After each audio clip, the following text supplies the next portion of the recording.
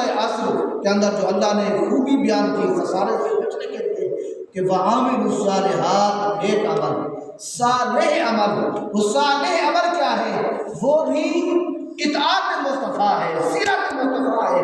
حضور صلی اللہ علیہ وسلم کی زندگی کو دے کر، حضور کی سیرت کو اپنا کر جو بندہ اپنی زندگی گزارتا ہے، اعمال کرتا ہے، حضور کے بتلائے ہوئے راستے پر چلتا ہے، تو وہ عمل صالح والا بن جاتا ہے، وہ عمل ہے۔ اسی لیے تو اللہ نے قرآن پاک میں ارشاد فرمایا، لقد کان لکم فی رسول اللہ اسوہ، تمہیں چاہیے کہ تم رسول اللہ صلی اللہ علیہ وسلم کی زندگی کو، آپ کی سیرت کو اپنے لیے اسوہ بناؤ، اپنے لیے مثال بناؤ، نمونہ بناؤ۔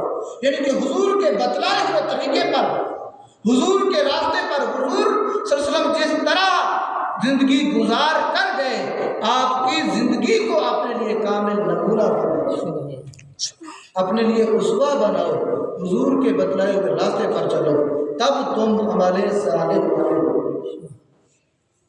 ایک اور مقام پر اللہ رب العزت نے ارشاد فرمایا حضور سے ان کی زبان اقدس کہ قل ان کنتم تحبون اللہ فاتبعونی یحببکم اللہ۔ اے میرے حبیب صلی اللہ علیہ وسلم، آپ ان لوگوں کو بتا دیں کہ اگر تم چاہتے ہو کہ اللہ تم سے محبت کرے، اللہ تمہیں اپنا بنا لے اور تم خدا کے ہو جاؤ، مولا تم سے راضی ہو جائے، اللہ کی رضا اگر چاہتے ہو۔ آج کون نہیں چاہتا کہ اللہ ہم سے راضی ہو جائے، اللہ ہم سے محبت کرنے لگ جائے، ہم اللہ کے محبوب بن جائیں، اللہ ہمیں اپنا بنا لے، ہم اللہ کے ہو جائیں۔ ہر بندہ چاہتا ہے۔ تو حضور نے قاعدہ دیا، اصول دیا، اگر یہی چاہتے ہو پھر فاتبعونی، اتباع میں محمد مصطفیٰ کی، اتحاد میں محمد مصطفیٰ کی کرو، فرما برداری تابعداری میں محمد مصطفیٰ کی کرو۔ یحببکم اللہ، جب تم یہ کام کرو گے، یحببکم اللہ، پھر وہ اللہ تم سے محبت کرنے لگ جائے گا، پھر اللہ تم سے پیار کرنے لگ جائے گا، اللہ تم سے راضی ہو جائے گا۔ اب دیکھیں حضور کی سیرت کیا ہے، حضور کی سیرت کیا ہے۔ حضور نے اپنی زندگی میں کون کون سے کارہائے نمایاں عدل و انصاف کا موقع ہو۔ حضور نبی اکرم صلی اللہ علیہ وسلم، حضرت اماں حلیمہ فرماتی ہیں کہ جب حضور نبی اکرم کو میں لے کر اپنے گھر پہنچی تو میں نے حضور کو دودھ پلانا چاہا تو میرے آقا نے ایک پستان سے دودھ پیا، جب میں نے دوسرے سے پلانا چاہا تو حضور نے منہ نہیں لگایا، حضور نے منہ نہیں لگایا۔ حضور جانتے تھے میری رضائی بہن بھائی اور بھی ہیں، یہ ان کا حق ہے، یعنی کہ حضور نبی اکرم صلی اللہ علیہ وسلم عدل و انصاف دے رہے تھے کہ میں نا انصافی اپنے بھائیوں کے ساتھ، بہنوں کے ساتھ نہیں کر سکتا۔ میرے آقا کریم صلی اللہ علیہ وسلم کے دور اقدس میں قبیلہ بنو مخزوم، جو اس دور کا بہت بڑا قبیلہ تھا، سرپنچ تھا، وڈیروں کا قبیلہ تھا، اس قبیلے کی ایک عورت نے چوری کی، ایک عورت نے چوری کی۔ اب اس کی جب سزا مقرر ہوئی تو اسامہ بن زید کی سفارش سے انہوں نے حضور نبی اکرم صلی اللہ علیہ وسلم نے یہ پیغام بھیجا کہ یا رسول اللہ، یہ فلاں بڑے قبیلے کی عورت ہے، اسے چھوڑ دیا جائے۔ میرے آقا کریم صلی اللہ علیہ وسلم نے ارشاد فرمایا، تم سے پہلی قومیں اسی لیے تباہ ہوئی، اسی لیے برباد ہوئی کہ بڑوں کو چھوڑ دیا کرتا تھا، کمزوروں کو سزائیں دی جاتی تھی۔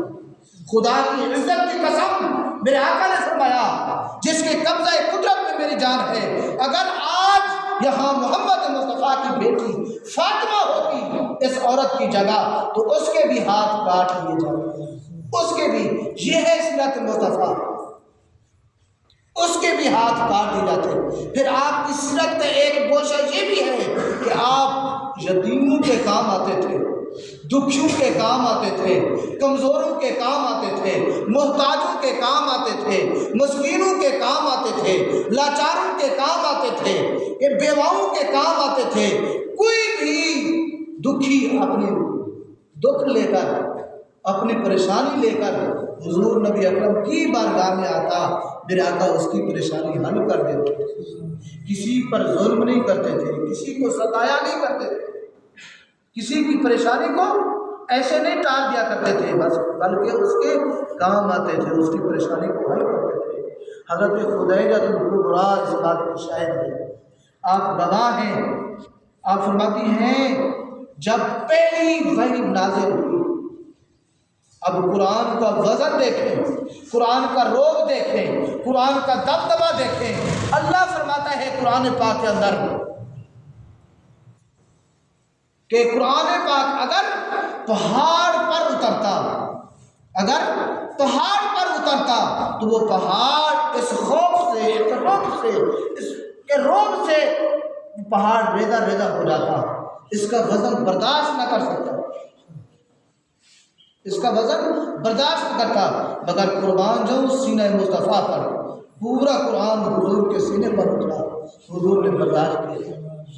جب پہلی وحی نازل ہوئی، پہلی وحی تھی تو آپ کی حالت غیر تھی، پریشانی کا عالم تھا، کپی تاری تھی۔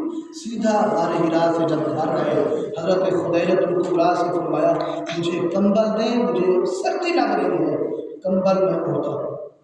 تو وہاں حضرت خدیجہ الکبریٰ نے کہا یا رسول اللہ، آپ کا رب آپ کو اکیلے نہیں چھوڑے گا۔ کیوں؟ کیونکہ آپ تو یتیموں کے سہارا ہیں، آپ تو دکھیوں کے سہارا ہیں، آپ تو کمزوروں کے سہارا ہیں۔ اس حالت میں آپ کا رب آپ کو اکیلا نہیں چھوڑے گا۔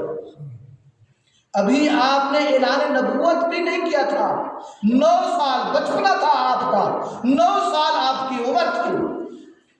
مکہ کے اندر قحط سالی ہوئی، آپ کے چچا حضرت ابو طالب سین کعبہ میں آپ کو لے آئے، لوگوں کو جمع کیا، لوگوں کے سامنے اللہ سے دعا کی کہ اس کے گورے مکھڑے کا صدقہ، بدوہا والے مکھڑے کا صدقہ باری تعالیٰ بارش برسا۔ تو صحابہ کرام فرماتے ہیں فوراً بادل آ گئے، بارش برسی۔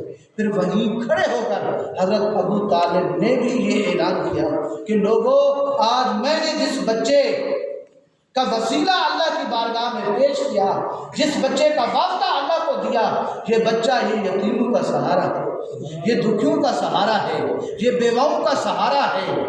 یہ آج تک اس نے اپنی زبان سے کذب بیان نہیں کی، جھوٹ نہیں بولا، ہمیشہ سچ بولتے۔ یہی وجہ ہے کہ اعلان نبوت سے بھی پہلے لوگ آپ کو صادق اور امین کہہ کر پکارتے تھے۔ وہ زمانہ جاہلیت کا دور تھا جب لوگ امانتوں میں خیانت کرتے تھے، کسی پر کسی کو اعتبار نہیں تھا، کوئی کسی کے پاس امانت رکھتا تو وہ امانت کھا جاتا، مگر ایک بندہ ایسا تھا محمد مصطفیٰ جنہوں نے ابھی اعلان نبوت بھی نہیں کیا تھا، لوگ کہیں جاتے سفر پر اپنی امانتیں حضور کے پاس رکھ کر جاتے، حضور کے پاس رکھ کر جاتے۔ حضور نبی اکرم صلی اللہ علیہ وسلم کی سیرت آپ پڑھیں، آپ کی سیرت کے کئی کوشیں ہیں۔ آپ گھر کے کام خود کرتے تھے، حتیٰ کہ کپڑا جو تن پر اڑا ہوا ہوتا، جسم کو ڈھانپا ہوا تو جس کپڑے سے اگر وہ پھٹ جاتا، حضور خود اپنے ہاتھوں سے ہیں پوری کائنات کے بادشاہ، مگر پھر بھی آپ کی سیرت کو دیکھیں، بکریوں کا دودھ خود دوہا کرتے تھے، اپنے جوتے خود سلے کیا کرتے تھے، بیووں کے کاموں میں، گھر کے کاموں میں بیووں کے ساتھ ہاتھ بٹاتے تھے۔ حضرت معاذ بن جبل فرماتے ہیں ایک مرتبہ میں بکری کی کھال اتار رہا تھا، اور پہلی مرتبہ میں اتار رہا تھا، مجھے طریقہ نہیں آتا تھا، ادھر سے حضور نبی اکرم گزرے، حضور نے فرمایا معاذ کیسے تو بکری کی کھال اتار رہا ہے، ذرا مجھے دے بکری، میں اس کی کھال اتارتا ہوں اور تجھے بتاتا ہوں کہ کیسے کھال۔ پھر حضور نبی اکرم نے حضرت معاذ بن جبل کی بکری کی چمڑا کھال اتاری اور فرمایا اے معاذ اس طرح کھال اتارا کرتے تھے، اس طرح کھال اتارا کرتے ہیں۔ حاضر محترم، حضور نبی اکرم کی سیرت کا ایک گوشہ ہے لوگوں پر شفقت کرنا، رحم کرنا، معاف کرنا۔ مکہ میں آپ پیدا ہوئے، آپ کے آباء و اجداد مکہ میں رہے، آپ کا رہن سہن 53 سال آپ نے مکہ میں گزارے، مگر مکہ والے اعلان نبوت کے بعد جس طرح کے آپ پر ظلم کے پہاڑ توڑے، آپ تاریخ پڑھ کر دیکھیں، طائف میں جب آپ گئے ان کے لوگوں نے، نوجوان چھوکروں نے پتھر برسائے آپ پر، آپ لوگ عام ہو، آپ کا خون جوتے تک آ گیا۔ پھر جب ظلم ان کا رکا نہیں، اس سے آگے بڑھا، 3 سال تک آپ کو ایک وادی میں قید کیا، محصور کیا۔ پھر ظلم ان کا بڑھا، جب آپ نماز پڑھتے نعوذ باللہ بھاری بھرکم اونٹ کی اوجری آپ کی پشت پر رکھ دی، اس کے باوجود بھی آپ نے انہیں بد دعائیں نہیں دی، یہاں تک کہ اپنا شہر مکہ چھوڑ کر مدینہ چلے گئے۔ جب مدینہ گئے پھر کچھ عرصہ بعد کعبہ کی زیارت کے لیے، طواف کعبہ کے لیے عمرے کی نیت سے آ رہے تھے، حدیبیہ کے مقام پر پڑاؤ کیا، کفار کی طرف سے اجازت نہ ملی، آپ پھر بھی خالی ہاتھ واپس چلے گئے، بد دعائیں نہیں دی۔ مگر جب اللہ کی مدد اور نصرت کے ساتھ مکہ فتح ہوا، آپ کافروں پر حاوی ہوئے، مسلمان جنگ جیت گئے، اب موقع تھا ان سے بدلہ لیتے، مگر اس دن بھی آپ نے ان سے بدلہ نہیں لیا، بلکہ ان کو معاف کر دیا۔ حاضرین محترم، آپ کی سیرت کا ایک دلچسپ واقعہ سنا کر میں اپنی گفتگو ختم کرتا ہوں۔ یورپ کے اندر ایک شخص نے اسلام قبول کیا، اس سے جب پوچھا گیا کہ تجھے اسلام کی کس شے نے متاثر کیا کہ تو نے اسلام قبول کیا، تو اس نے ایک حضور کی زندگی کا واقعہ سنایا، کہا کہ میں اس واقعے سے متاثر ہوا ہوں، تب میں نے اسلام قبول کیا۔ وہ واقعہ کیا ہے؟ فرماتے ہیں کہ ایک دفعہ حضور نبی اکرم صلی اللہ علیہ وسلم صحابہ اکرام کی مجلس میں بیٹھے تھے، ایک شخص آیا، اس نے آ کے حضور سے کہا یا رسول اللہ میرا 3 دن سے بچہ گم ہے، آپ دعا کر دیں کہ وہ بچہ مجھے مل جائے، میری مشکل ٹل جائے۔ اتنے میں ابھی حضور نے دعا کے لیے ہاتھ نہیں اٹھائے، دوسرا شخص کھڑا ہو گیا، اس نے کہا یا رسول اللہ میں اس کے بچے کو جانتا ہوں، اچھی طرح پہچانتا ہوں، میں نے ابھی دیکھا ہے کہ اس کا بیٹا فلاں باغ پر بچوں کے ساتھ کھیل رہا ہے، بچوں کے ساتھ۔ تو باپ نے جب یہ بات سنی تو وہ دوڑ رہا تھا اپنے بیٹے کو لینے کے لیے، حضور نے کہا اسے بلاؤ۔ جب اسے بلایا گیا تو حضور نے فرمایا کہ تجھے بڑی جلدی ہے؟ اس نے کہا ہاں یا رسول اللہ 3 دن سے پریشان ہوں، میرا بیٹا مجھ سے بچھڑ گیا ہے، میرے تو جگر کا ٹکڑا تھا یا رسول اللہ، پھر اس کی ماں گھر میں الگ پریشان ہے یا رسول اللہ، مجھے اپنے بیٹے کے پاس جانے کی جلدی ہے۔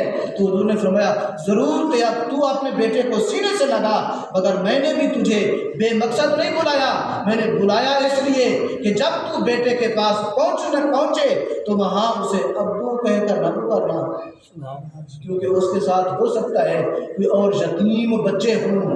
جب تو اسے ابو کہے گا تو ان کے دل میں یہ حسرت ہوگی کاش آج ہمارا بھی ابو ہوتا، وہ بھی ہمیں ابو کہہ کر بیٹا کہہ کر پکارتا۔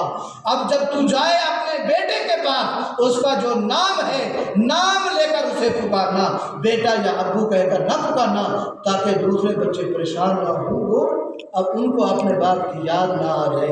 تو حاضر محترم، حضور نبی اکرم کی سیرت کا مطالعہ کریں۔ حضور نبی اکرم کی سیرت ہمیں بہت کچھ سکھلاتی ہے۔ اگر ہم گھاٹی سے بچنا چاہتے ہیں، خسارے سے بچنا چاہتے ہیں، پھر اپنی زندگی کو آقا کریم صلی اللہ علیہ وسلم کی سیرت کے مطابق گزارنا پڑے گا۔ جب ہم اپنی زندگی کو حضور کے بتائے ہوئے راستے پر گزاریں گے تو اللہ رب العزت ہمیں نقصان سے، گھاٹے سے، خسارے سے بچائے گا۔